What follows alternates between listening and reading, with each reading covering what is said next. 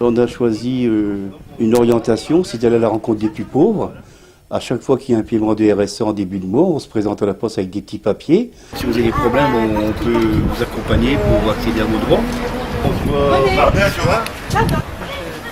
Il y a nos coordonnées. Donc voilà, si vous connaissez quelqu'un qui a des difficultés ou vous-même. Suite aux petits papiers, il y a des personnes qui prennent contact.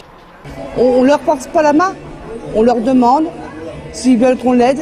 On est là pour eux. On a rencontré une dame qui avait des difficultés de logement. Elle nous a téléphoné pour l'aider. On a été chez elle. On a su qu'elle vivait dans un logement trop petit pour elle, son bébé. Donc déjà, elle n'a pas honte. Bonjour.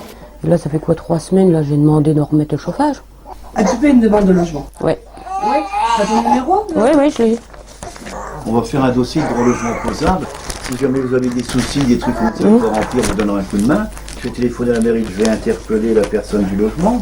Donc pour moi, ce serait plutôt un logement indécent. Hein, voilà. Après, moi, je pense qu'il faut faire une lettre que vous signez tous les deux, en expliquant un peu, voilà, le bébé. Donc on veut un logement, en même temps on veut un plus grand logement, parce qu'on a des enfants qui sont malheureusement placés. Et tant qu'on n'a pas un logement assez grand, on ne peut pas les accueillir. Hein. Et c'est pas une vie, quoi. D'un côté, je me décarcasse pour sauver le tuyau et... On fera avec toi, toujours à côté de toi. Ah, pour moi, ce qui est plus dur, c'est le jugement des gens. Grâce à ATD, j'ai su qu'on me regardait autrement, comme un être humain. C'est ça qui m'a enrichi, à pouvoir aller vers les autres personnes, leur dire que c'est pas leurs potes qui sont dans la pauvreté, qui se relèvent la tête, qui marchent droit. Il y a quelque temps, on m'a proposé d'aller à Paris, à ADE, la lutte contre les discriminations, pour que je parle de ma situation en disant et essayer de faire remonter que la pauvreté c'est une discrimination sociale. Parce qu'on dit qu'il ne faut pas être raciste, tout ça, mais on ne dit pas que la pauvreté c'est discriminant. J'ai fait 2 co-formations avec des professionnels. Moi j'ai appris d'eux et eux j'espère qu'ils ont compris ce qu'on leur a fait comprendre. Ayant une expérience d'ancien syndicaliste et politique, aujourd'hui je fais de la politique de terrain. Donc quand on accompagne une famille, on a plusieurs du groupe, on écoute cette personne pour voir un peu les soucis qu'ils ont par rapport aux droits. On réfléchit ensemble. La grande question, c'est de faire avec les personnes, pas pour les personnes. Et après on interpelle les élus, les référents sociaux, et il faut les interpeller pour qu'il y ait des réflexions par rapport à l'accès aux droits, par rapport au droit au logement opposable, parce qu'il y a une loi qui existe mais qui a du mal à être appliquée.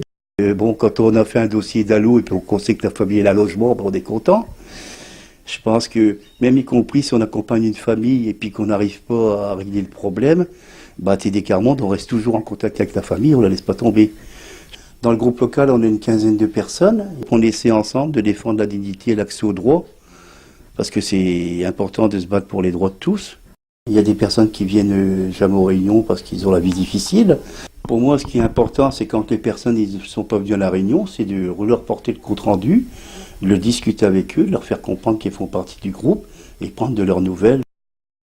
Tous les mois, on a une rencontre de préparation d'université populaire.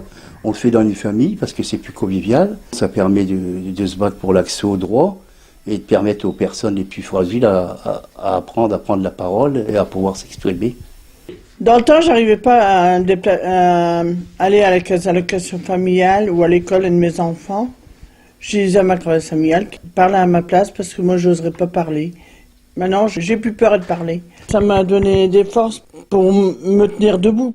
Depuis le temps que je fais partie de l'université populaire, j'ai réussi à faire changer le regard de mon éducateur de mesure AEMO. Il dit comme ça, ils ont peut-être des soucis, mais ils essaient de se battre pour changer leur vie. Il a tout fait pour pas qu'on prenne mon gamin. On est en relation avec d'autres personnes, c'est ce qui nous fortifie en nous. On se rend compte qu'ensemble on est plus fort, qu'ensemble on peut faire bouger les choses. Et après on va à Lille où on exprime un peu notre réflexion.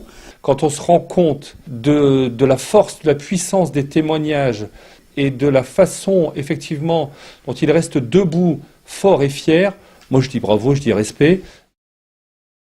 Alors moi concrètement ATD fait partie de ma vie depuis plus de 20 ans maintenant. Depuis 2006, ATD Carmonde de Sambre-Avesnois est à l'initiative d'un collectif du refus de la misère.